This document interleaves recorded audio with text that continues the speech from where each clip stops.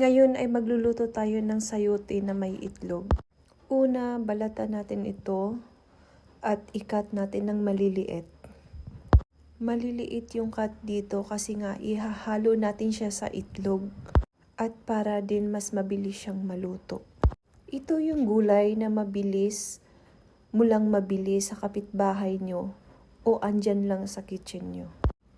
Napakasustansya nito. Kumbaga para siyang talong at itlog. Ngayon, i-prepare natin yung 2 egg na ihahalo natin at yung mga ricado na gagamitin natin sa ating pagluluto. I-reheat lang natin yung pan at ilagay yung mga ricado at tukayin hanggang sa maging brown. Isabay mo na rin ilagay yung sayote at ihalo mo siya. Dagdagan mo siya ng tubig na kaunti at takpan mo siya hanggang sa maluto siya.